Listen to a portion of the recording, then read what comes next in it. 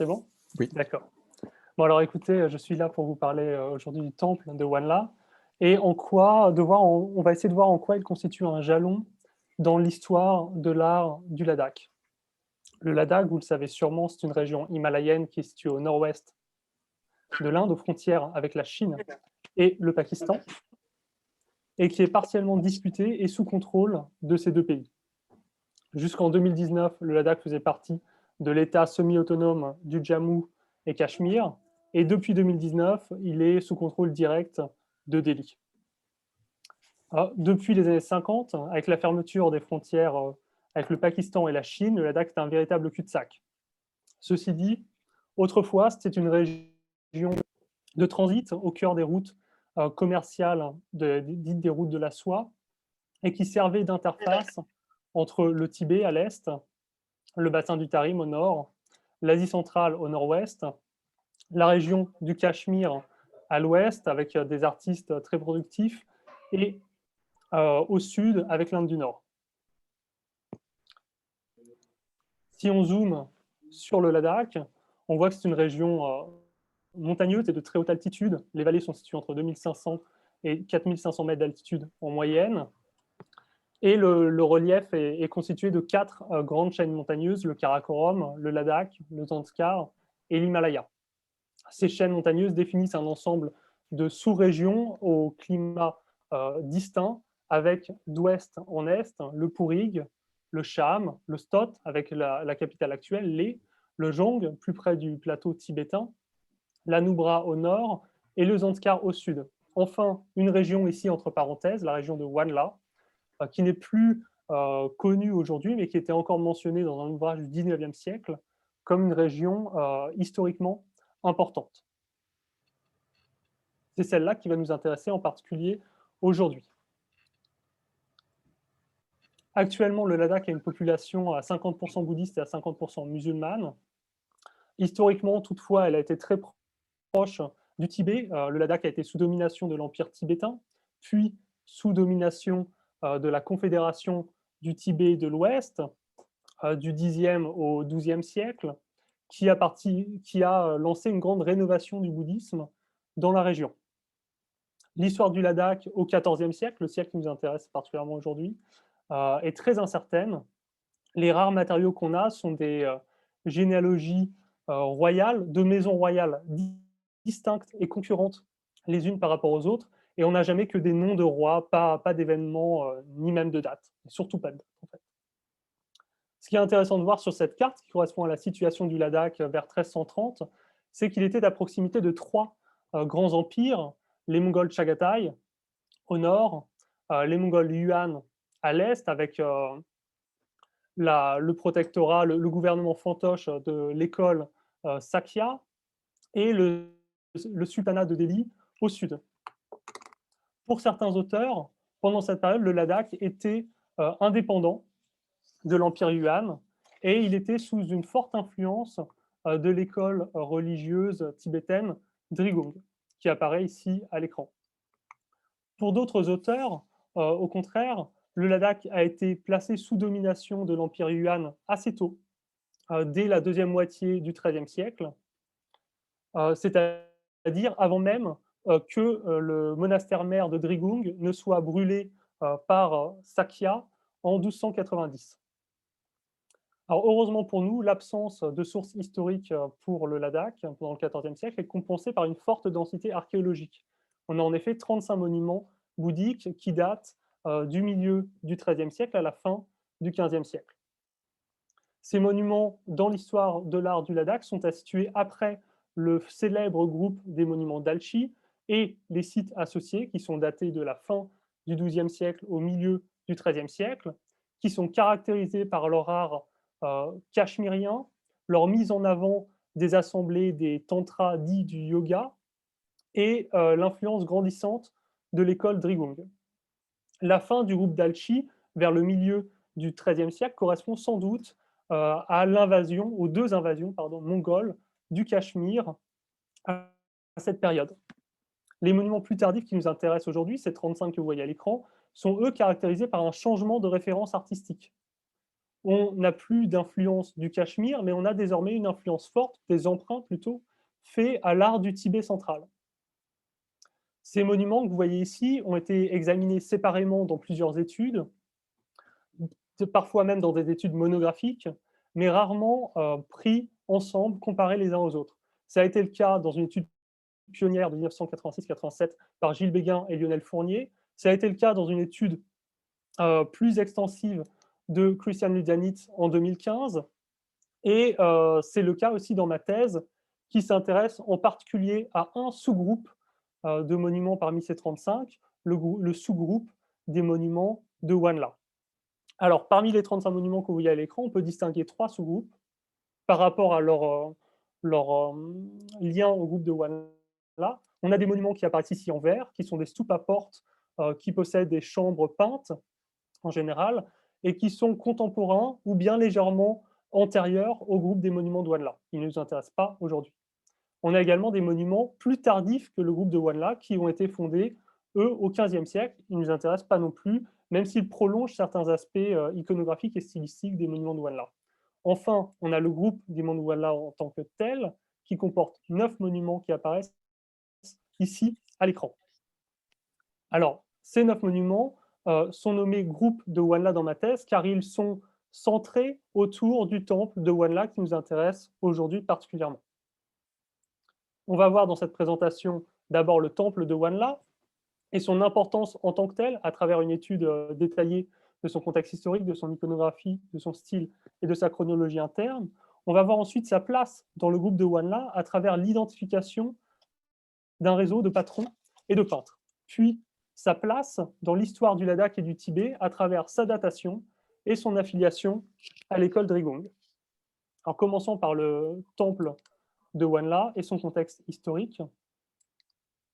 Vous voyez ici que le temple est situé sur la crête d'un pan de montagne qui surplombe la confluence de la rivière Yapula avec 2 autres cours d'eau. Il est situé au sein d'un site fortifié avec notamment une tour à 3 niveaux entourée d'un rempart, un village fortifié également en sein d'un rempart, et enfin le temple pris dans un rempart. D'après une étude de Devers à venir, cette situation est exceptionnelle parmi les temples de la période et indique l'importance historique du temple de Wanla. Si on s'approche, on voit que le temple possède un porche sculpté, 3 niveaux, avec un rez-de-chaussée plus haut que la galerie et plus haut également que la lanterne, qui est beaucoup plus étroite, qui couronne le monument. On a également ici, bien visible, une niche latérale. En fait, on en a 2, et on a également une niche axiale qui, elle, monte jusqu'au niveau de la galerie. Voici ici un plan par Quentin Devers du monument, avec son porche et ses 3 niches. Et sur cette vue éclatée, vous voyez que j'ai séparé les 3 murs de chaque niche, ce qui nous donne donc 5 murs pour chaque côté du rez-de-chaussée. On va s'intéresser, pour ce qui est de l'importance historique du temple, à son inscription de fondation, qui se situe ici, en entrant dans le temple à gauche. Cette inscription très longue en tibétain a été éditée et traduite par Kurt Tropper. Elle est comparable dans sa structure aux autres inscriptions de fondation de temples connues dans le monde tibétain et aux colophons des manuscrits. Il y a un certain nombre de sections dans cette inscription qui sont intéressantes pour l'histoire du temple et pour l'histoire du Ladakh, que je vous montre ici. D'abord, la naissance de Bagdar Schiabs, le fils aîné d'un ministre local et le patron du temple de Wanla, dont le nom d'ailleurs en tibétain, je ne vous l'ai pas dit, est Tashi Sumtsek, c'est-à-dire le bon temple à 3 niveaux. Ensuite, on nous vante la grande connaissance du bouddhisme de Bagdar Schiabs, ses premiers succès politiques et militaires, puis ses succès politiques et militaires en tant que myriarque, c'est-à-dire chef de 10 000, une sorte de gouverneur local, en tibétain Chipen.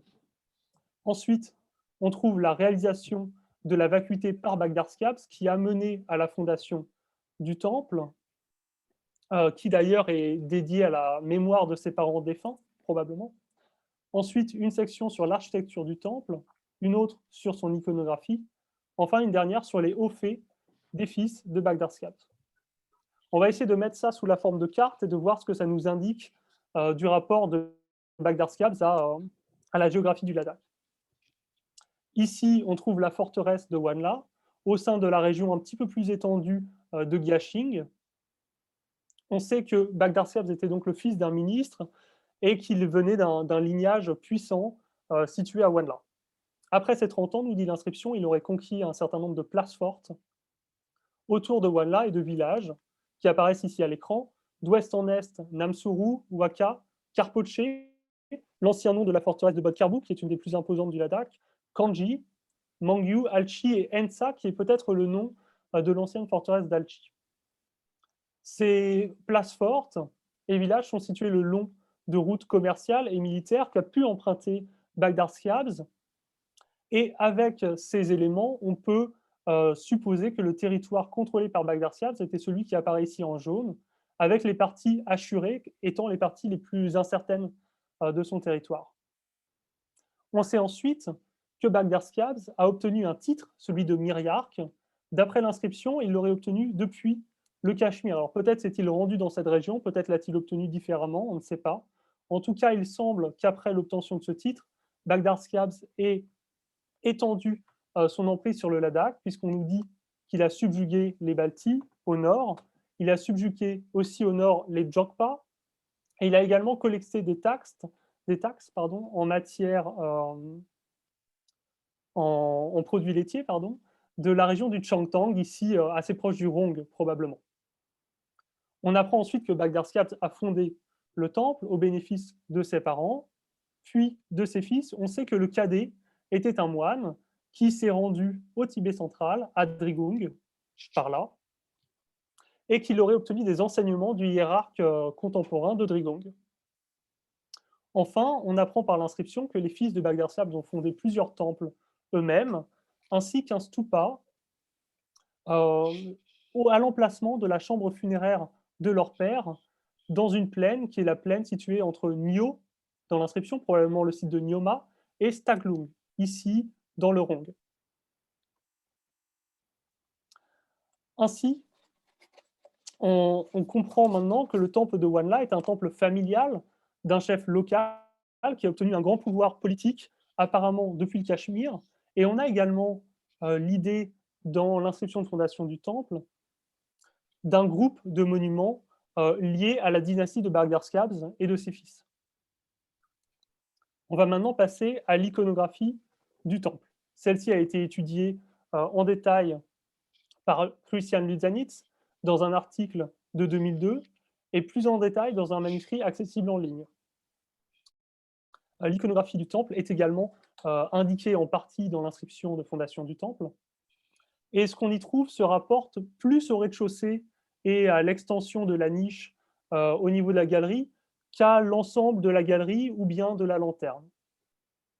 On trouve d'abord la mention d'un lignage Kagu. Vous savez peut-être que l'école Drigung est une école qui est une branche des écoles Kagu. On nous parle d'abord d'un lignage Kagu qui va d'un Bouddha primordial au hiérarque contemporain.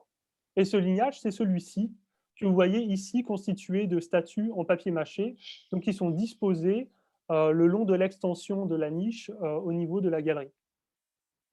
Ensuite, on nous parle dans l'inscription de la statue principale du temple, qui représente une forme à 11 têtes et nous dit l'inscription à 1000 bras d'Avalokiteshvara. En fait, cette statue que vous voyez ici possède seulement 8 bras.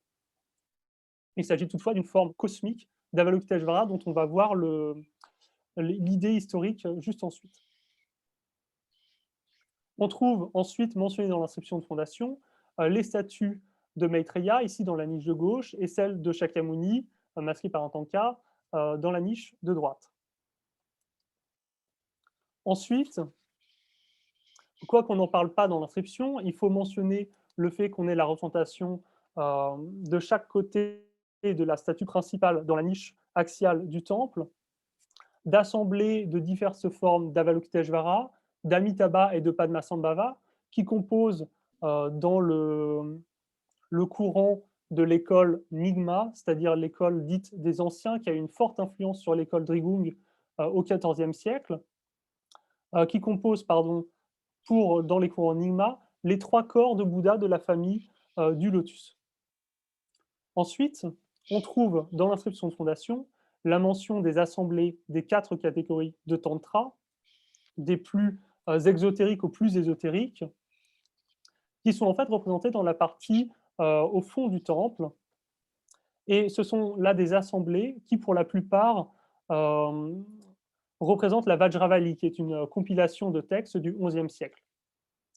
On n'y trouve pas une organisation vraisemblablement réellement faite par les 4 catégories de tantra. Toutefois, on y trouve une mise en avant de la catégorie la plus ésotérique de ces tantras, c'est-à-dire la catégorie des tantras du yoga insurpassable, avec ici à droite la représentation du mandala de Chakrasambhara, qui est pratiqué largement par les écoles Kagyu et notamment par l'école Drigung.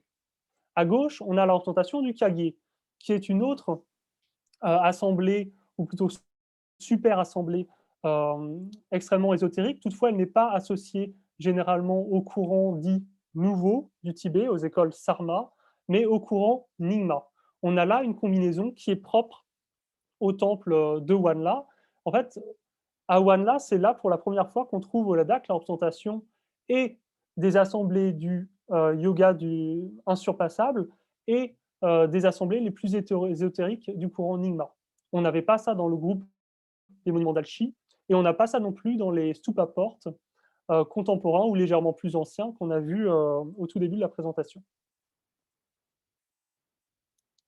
On trouve ensuite dans la partie la plus à l'avant du temple des représentations qui sont moins ésotériques, avec par exemple dans les niches la représentation des bodhisattvas des 3 familles et de divinités féminines. Ici, vous avez à gauche une forme absolument sublime d'Avalokiteshvara à 11 têtes et probablement 1000 bras réellement, et à droite une forme de Manjushri à 4 bras. Sur les murs avant-gauche et avant-droit du temple, on trouve 2 autres assemblées moins ésotériques que celles qui sont dans le fond du temple, les assemblées du Sarva Durgati Parishodhana Tantra à gauche et l'assemblée principale de Shakyamuni d'après le Manjushri Mulakapa Tantra à droite. On trouve également sous le trône de Shakyamuni la représentation de 7 formes vertes de Tara qui sont propres à la pratique de l'école Drigung. Enfin, sur le mur d'entrée du temple, on a la représentation de 2 groupes de 1000 Bouddhas. Et dans le fond du temple, mentionné comme ces 2 groupes de 1000 Bouddhas dans l'inscription de fondation, on trouve la représentation de la vie du Bouddha Shakyamuni, qui va courir comme ça sur 5 murs et qui fait pendant, d'une certaine manière, à la représentation des 80 grands adeptes en haut des mêmes murs. En fait, la vie du Bouddha représente, si l'on veut, la forme la plus accessible, la plus exotérique de l'enseignement bouddhique, alors que les Mahasiddhas représentent la forme la plus ésotérique d'acquisition de l'éveil. Le programme iconographique du rez-de-chaussée, avec sa représentation d'Avalokiteshvara sous une forme cosmique, sa représentation de Maitreya et Shakyamuni, sa représentation de 2 groupes de 1000 Bouddhas, rappelle en détail en fait, la vision grandiose qui est faite d'Avalokiteshvara dans un texte redécouvert au XIIe siècle par le découvreur de trésors Nyangrel Nimaeser. Et ce texte s'appelle le Logyu Chenmo. C'est un texte donc associé à l'école Nyingma et qui place Avalokiteshvara au cœur de la pratique bouddhique. On y trouve une grande vision avec une forme cosmique d'Avalokiteshvara à 11 têtes et 1000 bras, émanant 2 groupes de 1000 Bouddhas, comprenant Maitreya et Shakyamuni. Et on y trouve aussi la vision de la vie du Bouddha comme une sorte d'activité du Bodhisattva Avalokiteshvara. Dans cette forme populaire du bouddhisme, on met l'accent sur la récitation du mantra d'Avalokiteshvara afin de renaître dans le paradis du Bouddha Amitabha. En fait, ce programme iconographique qu'on peut voir au rez-de-chaussée est déjà annoncé sur la porte d'entrée que vous voyez ici. On a Avalokiteshvara qui gouverne le programme iconographique de la porte d'entrée. Son mantra, ici non pas en 6 syllabes mais en 7, mais ça ne change pas grand-chose. La vie du Bouddha en 2 parties et un ensemble de figures répétées du Bouddha qui rappellent les 2 groupes de 1000 Bouddhas qu'on trouve à l'intérieur du temple. Alors pour ce qui est de l'iconographie de la galerie et de la lanterne. Je ne vais pas rentrer dans les détails. Ce qui est important pour nous, c'est que l'iconographie de la galerie répète largement l'iconographie du rez-de-chaussée. On y retrouve les 3 corps de Bouddha de la famille du lotus, on y retrouve les 3 bodhisattvas des 3 familles, on y retrouve les assemblées du Sarvadurgati Parashana Tantra et du Manjushri Mulakalpa Tantra. On y retrouve aussi les assemblées de 1000 Bouddhas. Le programme de la lanterne est un petit peu différent, mais il répète également en partie le programme iconographique du rez-de-chaussée et de la galerie. Alors c'est intéressant par rapport à une conception qu'on a du temple comme étant un temple encyclopédique. C'est quelque chose qu'avait élaboré Christian Lidzanitz. En réalité, le temple de Wanla n'est pas réellement encyclopédique. Son rez-de-chaussée l'est en partie, mais ce caractère encyclopédique est vu par le prisme du Logu Chenmo et le culte d'Avalokiteshvara. Et ce caractère encyclopédique n'est pas vraiment visible dans la galerie du temple ni dans sa lanterne. On va maintenant étudier le style du temple. Alors, de manière générale, le style du temple est assez homogène. Il utilise 2 répertoires stylistiques en vogue au Tibet central au XIVe siècle, qui sont associés à l'Inde de l'Est et au Népal. Le répertoire stylistique le plus utilisé est celui de l'Inde de l'Est. Ici, on voit par exemple sur cette forme de Manjushri sa tiare à plusieurs étages avec des fleurons triangulaires dorés fins qui sont fixés sur un bandeau rouge qui est caractéristique du répertoire de l'Inde de l'Est.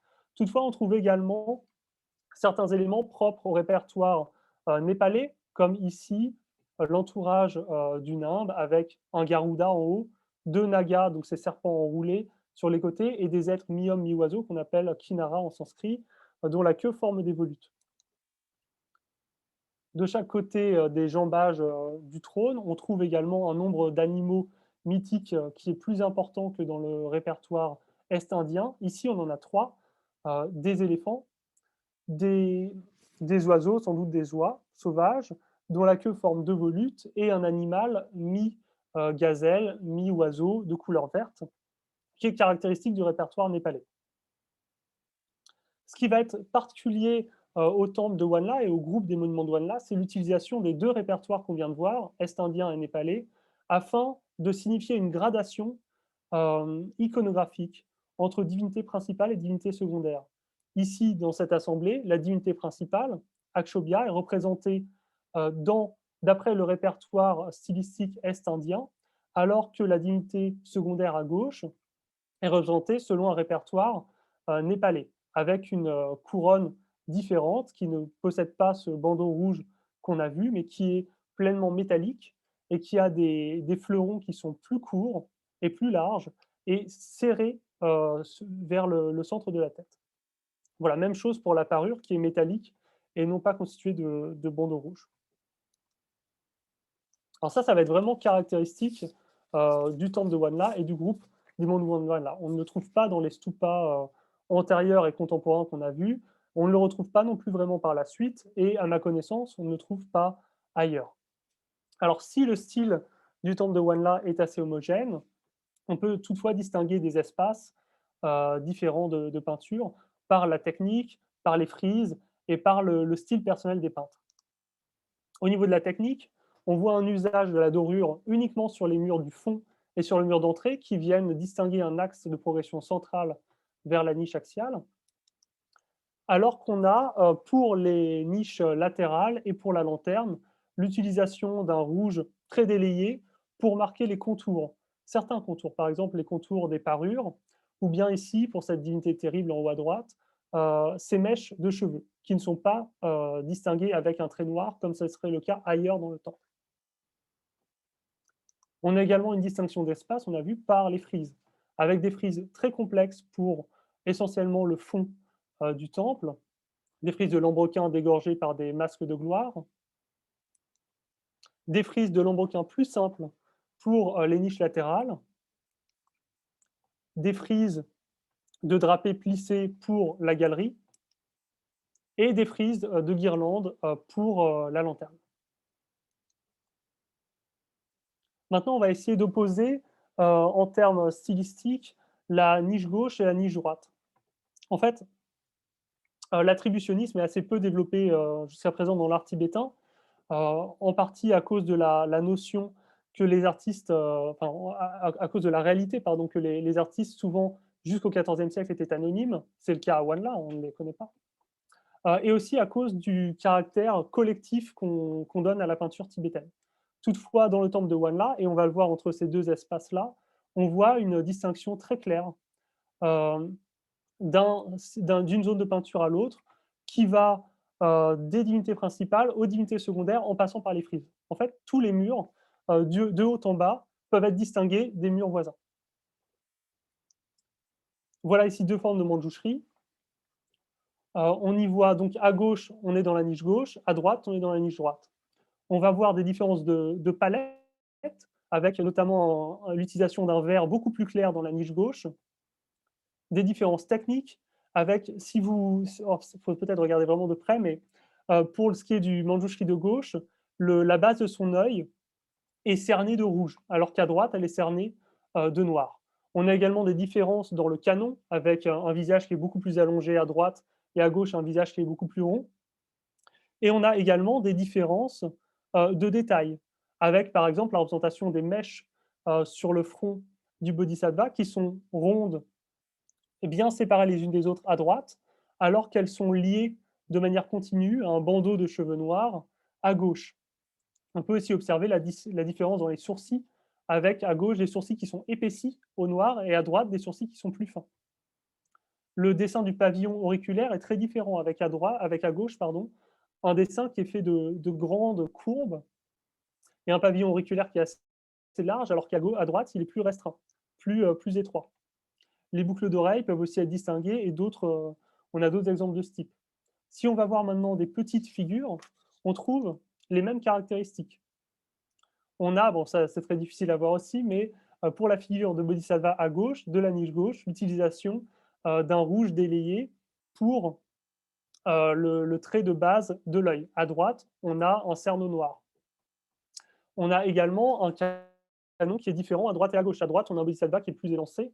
À gauche, un bodhisattva qui a un visage plus rond et qui a une musculature et une animation du corps qui sont mieux marquées.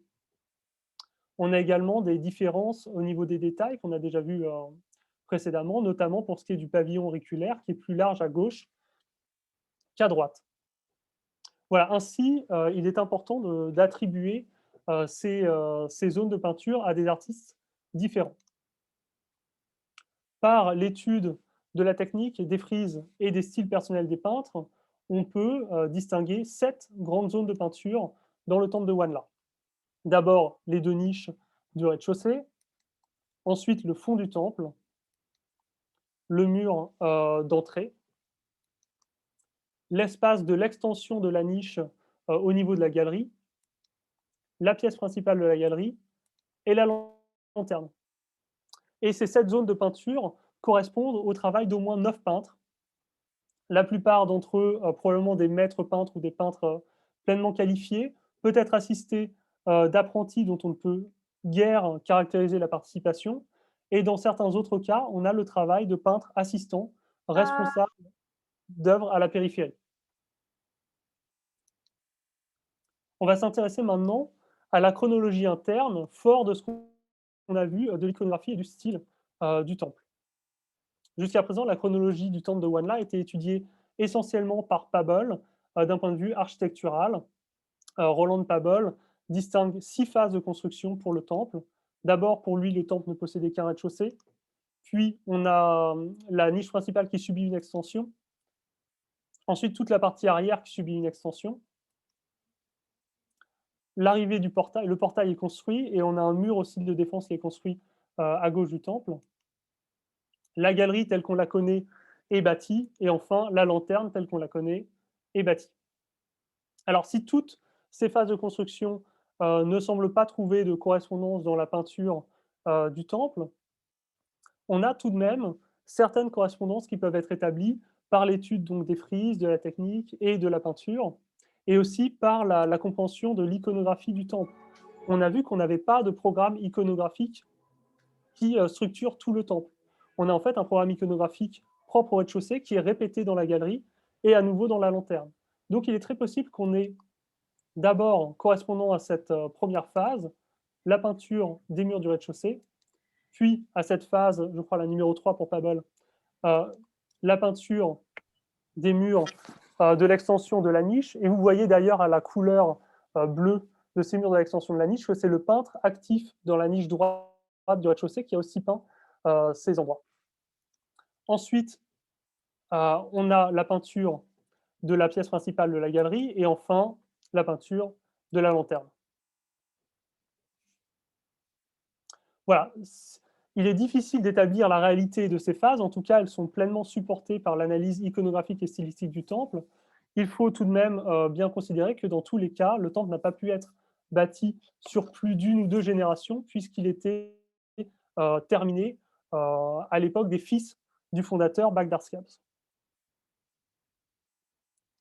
Un autre aspect qui a été étudié pour comprendre la chronologie interne et la datation du temple est les lignages.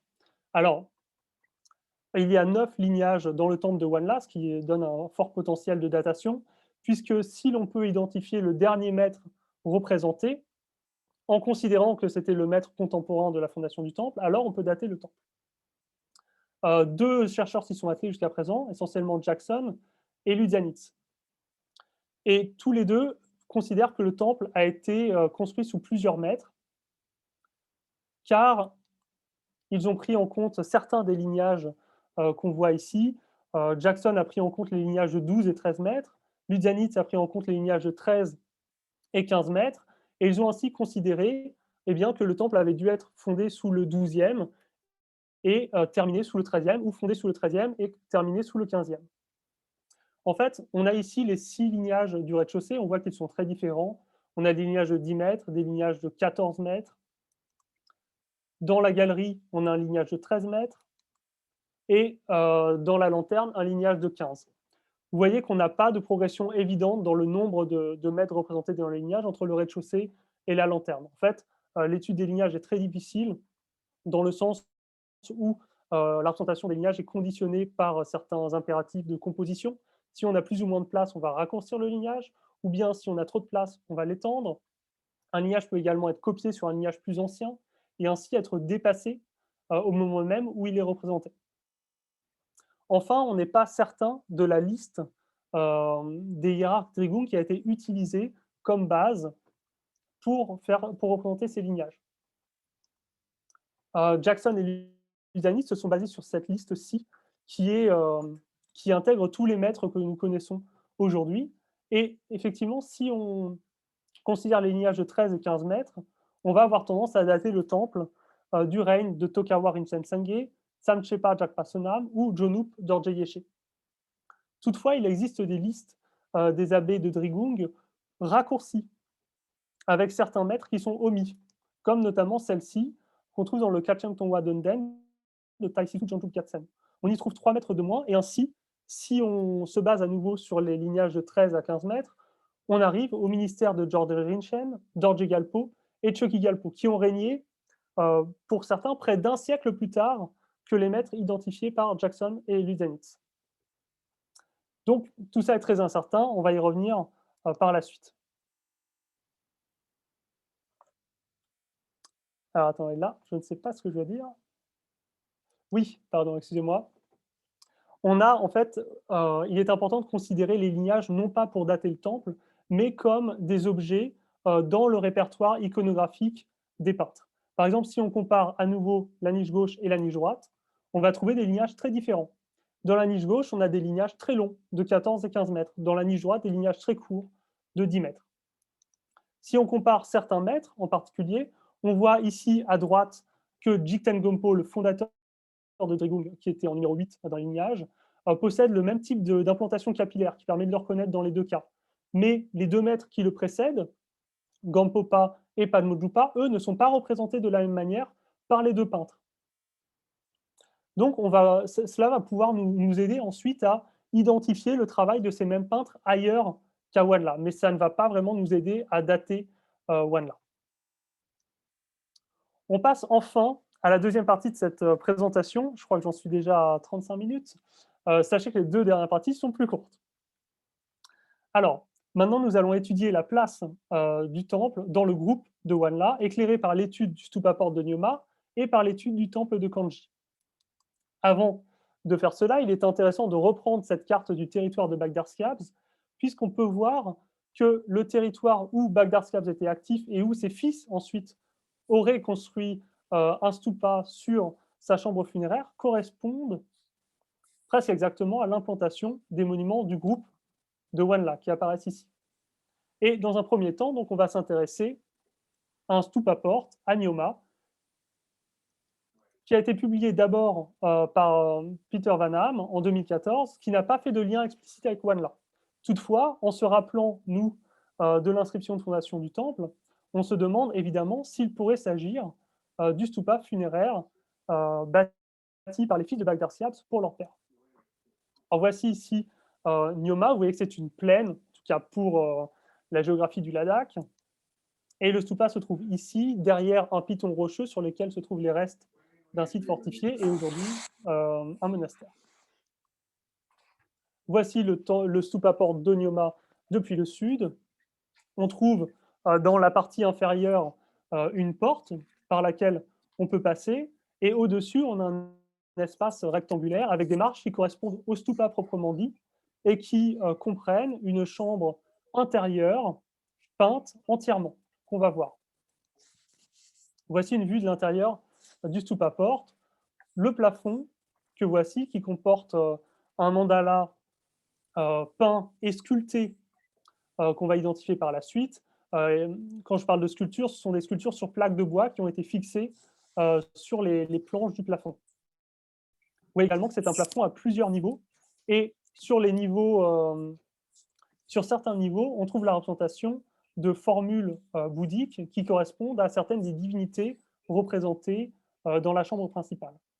Sur les murs latéraux, on trouve à chaque fois au centre un des Bouddhas des 5 directions, en haut un registre de divinités, de part et d'autre du Bouddha des divinités secondaires, en dessous un autre registre de divinités, et enfin une vie du Bouddha en frise tout en bas.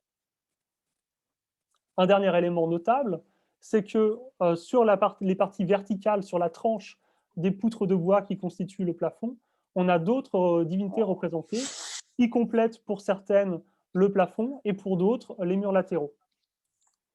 Alors, si on s'intéresse au programme iconographique avec cette vue éclatée, on voit qu'on a donc le mandala du plafond qui est en fait qui est transposé sur les murs latéraux qu'on voit ici avec le bleu, le vert, le gris, le jaune et le rouge dans les ordres qui correspondent aux 5 familles de Bouddha. Ce mandala, c'est le mandala d'Akshobhya, le Bouddha de l'Est, et qui est associé à la purification. C'est un mandala qui est important dans les pratiques funéraires et qui permet de purifier les actions néfastes d'un défunt. Donc évidemment, sa représentation identifie probablement le stupa, un monument funéraire. On trouve également, et c'est intéressant pour nous, sur cette bande, la représentation en alternance de figures d'Amitabha et d'Avalokiteshvara, qui nous rappellent la pratique de Bagdad-Schiabs d'Avalokiteshvara, sa divinité tutélaire, représentée dans la niche principale du temple de Wanla, et probablement sa volonté d'accéder après sa mort au paradis d'Amitabha. Si on reprend cette vue éclatée du temple, vous voyez des petits points blancs un petit peu partout, essentiellement sur les murs latéraux. Ces petits points blancs correspondent aux motifs issus du répertoire népalais qu'on y trouve représentés. Ils y sont représentés comme à Wanla afin d'avoir une certaine variation dans les motifs, et comme à Wanla afin d'avoir une gradation iconographique entre divinité principale et divinité secondaire.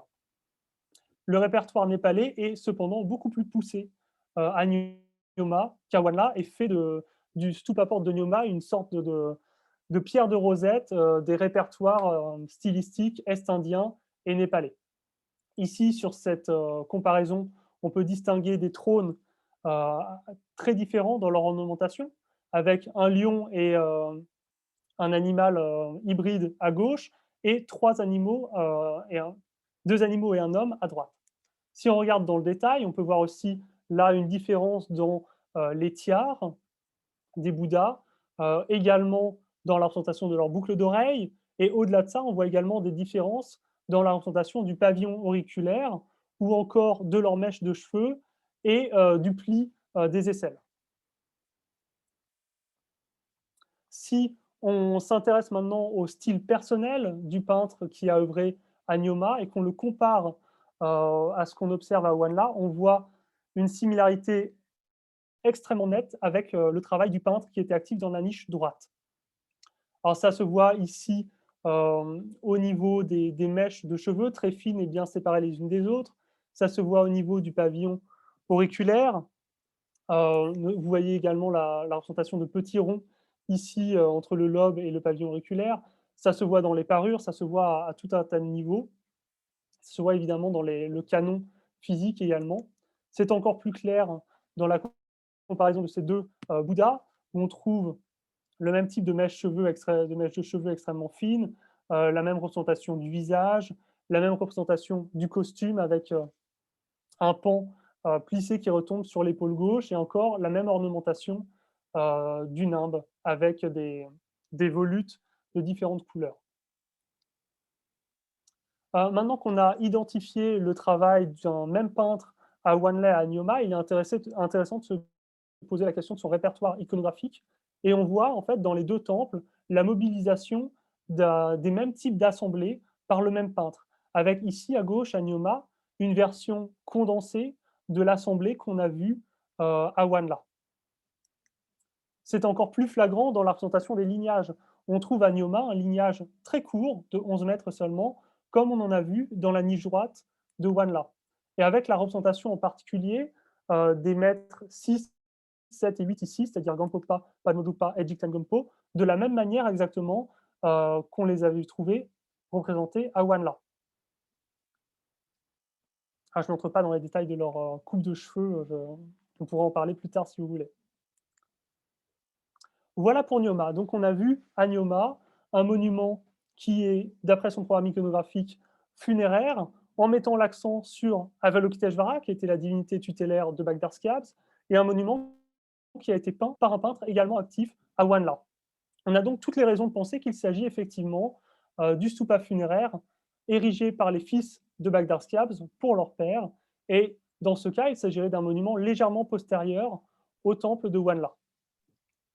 Intéressons-nous maintenant très brièvement à Kanji, un temple qui a été publié dans une version assez approfondie par Ludzanitz et 3 autres auteurs, ici dans Skedzun et al. 2018.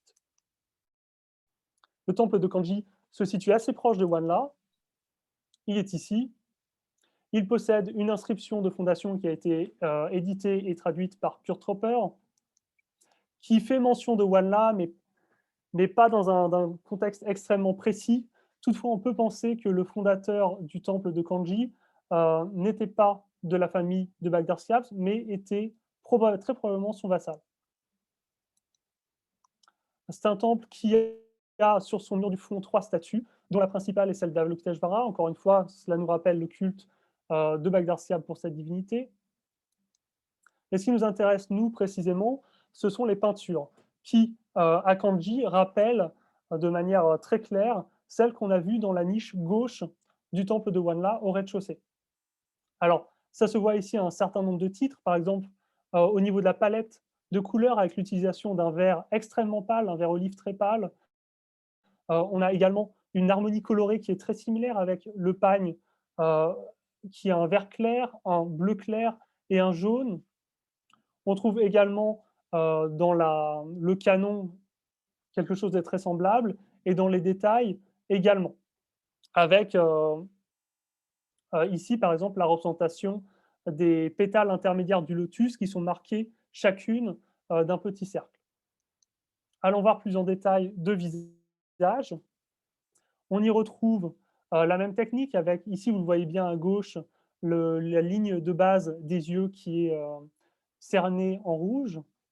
On trouve également des détails très similaires dans la représentation des mèches de cheveux, dans le dessin du pavillon auriculaire, ou encore dans les boucles d'oreilles.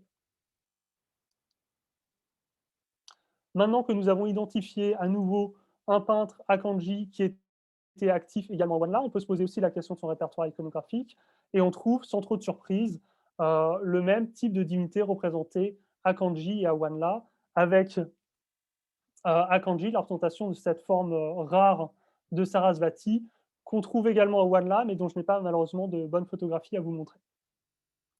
Encore une fois, l'étude des lignages est caractéristique. On a à Kanji, comme dans la niche gauche à Wanla, un lignage très long de 15 mètres, et un lignage dans lequel Gampopa et Panmojupa, ici, sont représentés de la même manière que Gampopa et Panmojupa à Wanla, avec, pour le premier à gauche, une ligne de cheveux continue, et pour le deuxième à droite, qui en bas apparaît au centre, un visage très fort, un sourire marqué et une implantation de cheveux en zigzag. Voilà pour ces deux temples. Donc, à Kanji, on n'est pas parfaitement sûr de l'identité du fondateur, de son rapport à Wanla. En revanche, on sait qu'un peintre a aussi été actif dans les deux monuments. Et on sait par d'autres détails que je n'ai pas pu vous présenter, que le temple de Kanji est probablement légèrement postérieur au rez-de-chaussée du temple de Wanla. Ainsi, le temple de Wanla apparaît comme un projet primordial et fondateur, dans le sens où il a réuni un certain nombre d'artistes qui ensuite ont essaimé dans d'autres projets plus modestes dans la région, pour des donateurs, pour des patrons variés qui étaient probablement dans le cercle social de Bagdarcias. Voilà, très rapidement, je vous présente les autres monuments du groupe. La tour à 3 niveaux de Wanla, bien sûr, qui est associée à la dynastie de Bagdarcias et qui a probablement été embellie à l'époque de Bagdarcias. À la Mayuru, on trouve un temple qu'on va revoir tout de suite, et un stupa qui est proche dans son programme iconographique du stupa porte de Nyoma. À Lingshed, on a un temple dans lequel un peintre de Wanla a été actif, on va le voir. Et à Alchi, on a deux temples bien connus qui ne sont pas l'œuvre de peintres actifs directement à Wanla, mais qui probablement sont l'œuvre de leurs disciples. Voilà, pour terminer, on va s'intéresser à la place du temple de Wanla dans l'histoire du Ladakh et du Tibet, éclairée par l'étude du temple de Lingshed et par l'étude du temple de la Mayuru. Commençons par Lingshed, avec cette photo superbe du monastère de Quentin de Vers. Aujourd'hui, Lingshed est un monastère Gelug. Il a été converti à cette école probablement au XVe siècle, et est très intéressant parce qu'il comprend encore des monuments plus anciens, deux temples Drigung du XIVe siècle qui ont été murés dans les temples nouveaux. Alors c'est le cas du temple Est et de la niche sanctuaire Ouest qui apparaissent ici en haut à gauche de l'écran. Les deux ont été publiés pour la première fois par Robin Ross dans un article de 2007. On va dans un premier temps s'intéresser au temple Est, dont vous voyez sur ce plan qu'il ne reste en fait plus qu'un quart, le quart au fond à gauche. Et c'est un temple dans lequel, on l'a dit, mais on ne l'a pas vu en détail, a été actif un peintre de Wanla. Donc on a un lien très clair avec le temple de Wanla, et c'est pour ça que ce temple fait partie du groupe des monuments de Wanla. Allons-y. Le mur principal de ce temple est coupé en deux par un mur qui a été plus tardivement bâti. Au centre de cet ancien mur principal, on trouve une assemblée du Bouddha Shakyamuni d'après le Manjushrimula Kalpatantra. Au-dessus, on trouvait un lignage Drigung. À droite de Shakyamuni, on trouvait 2 maîtres Drigung, et sous eux, des scènes narratives qui n'ont pas pu être identifiées par Roblinos.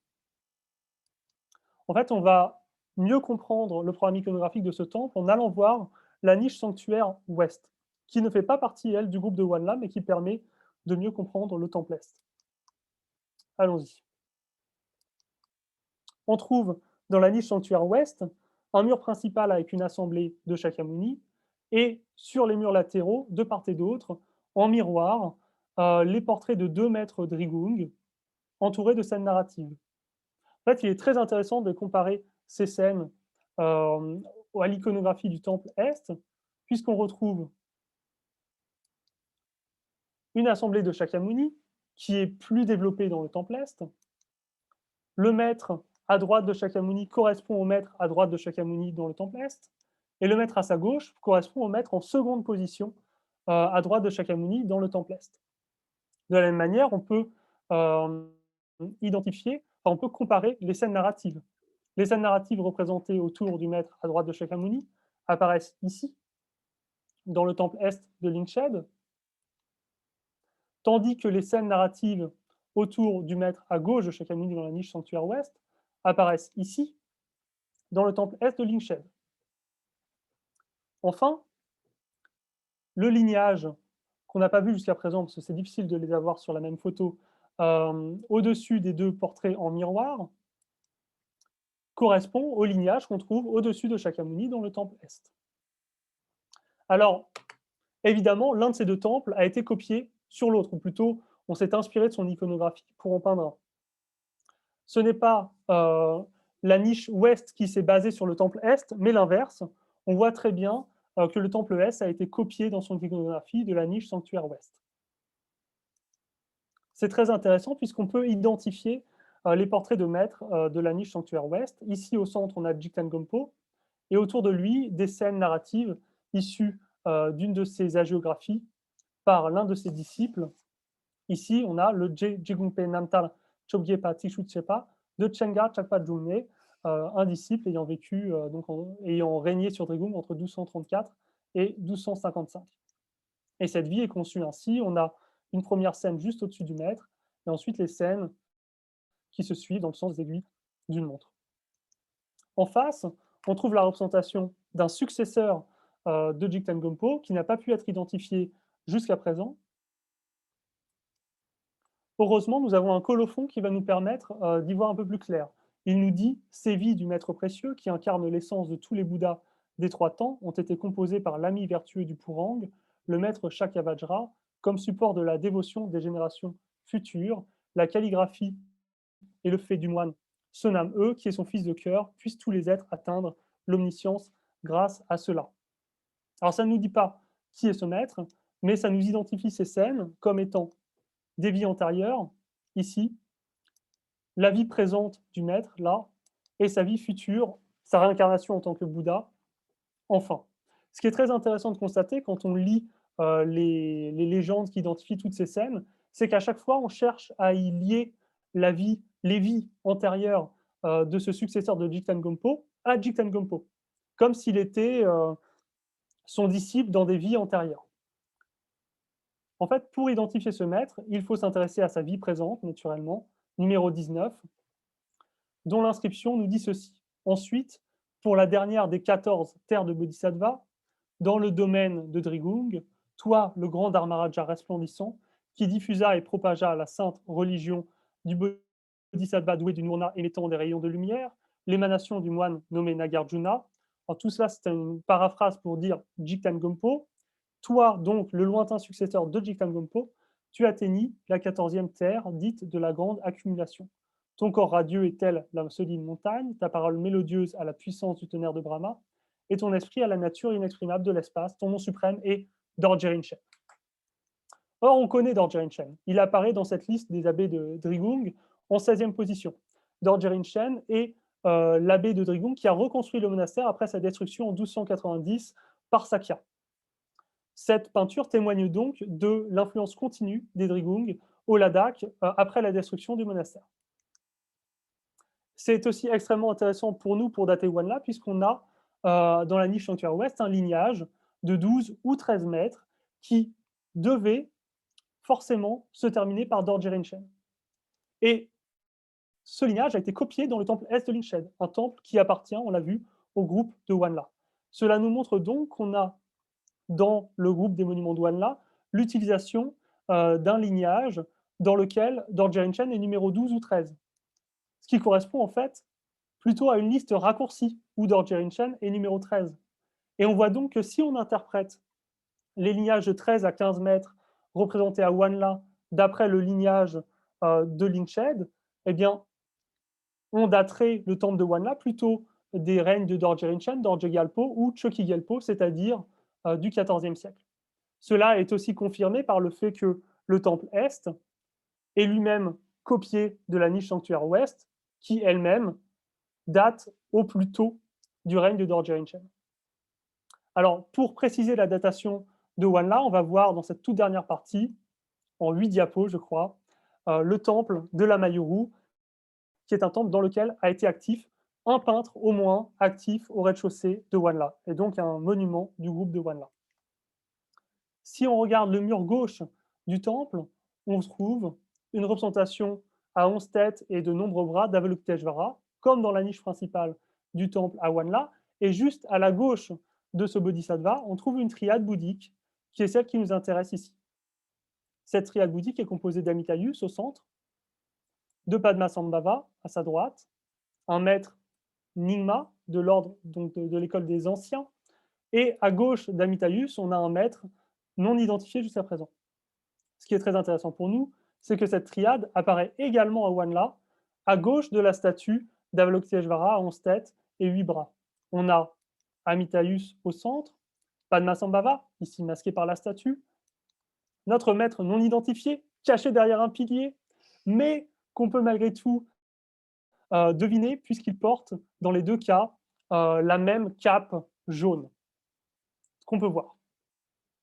Alors, qui est ce maître?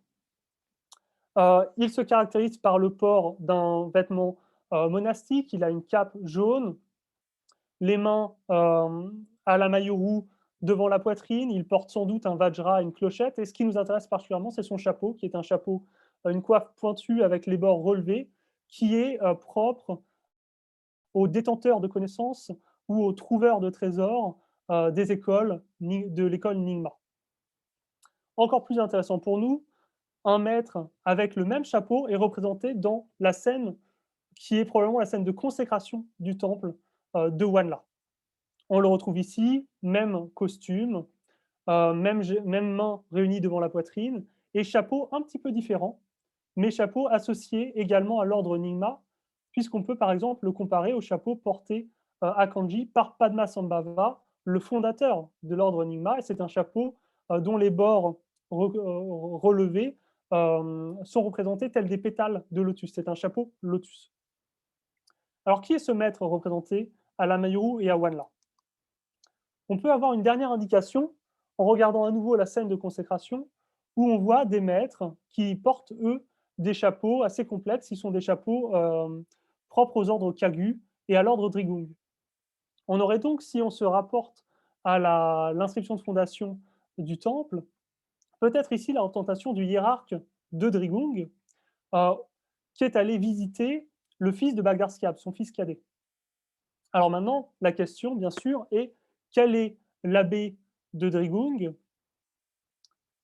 qui a bien pu être détenteur d'enseignements Nyingma pour se faire représenter avec un tel chapeau?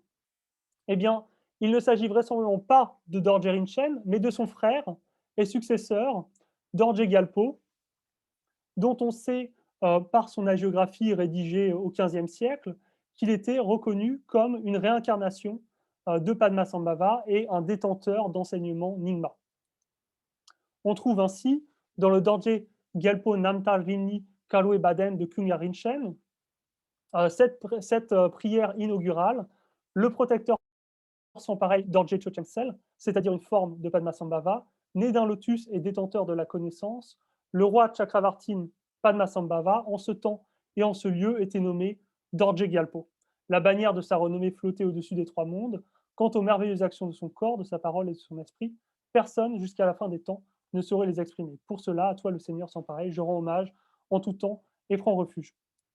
On connaît une représentation ancienne de Dorje Gyalpo, c'est celle-ci, conservée au monastère de Piang, où on voit que ce maître porte un costume similaire et une coiffe qui ici est multicolore et coiffée d'un demi-vajra propre aux découvreurs de trésors, mais qui a en fait les mêmes caractéristiques que ce qu'on a représenté à la Mayuru et à Wanla. Donc, on peut vraisemblablement identifier ce maître mystérieux de la Mayuru, Wanla, aussi représenté dans certains temples d'Alchi, à Dorje Gyalpo, abbé de Drigung, entre 1314 et 1350. Ainsi, si l'on récapitule, on a vu que le temple de Wanla était particulièrement important car il était un monument d'affirmation politique. Il possède une iconographie nouvelle au Ladakh, influencée fortement par l'école Nyingma, un style combinant deux répertoires de manière réfléchie et, à ma connaissance, inédite, une chronologie interne complexe. Ensuite, dans le groupe de Wanla, sa place est primordiale, parce que c'est probablement le plus ancien monument du groupe et parce que c'est un chantier qui a rassemblé de nombreux peintres actifs ailleurs ensuite, sous le patronage d'autres nobles du Ladakh. Enfin, sa place dans l'histoire du Ladakh et du Tibet, eh bien, elle est associée au ministère de Dorje Gyalpo et elle est la preuve de l'influence continue de l'école Drigung, même après 1290, au Ladakh.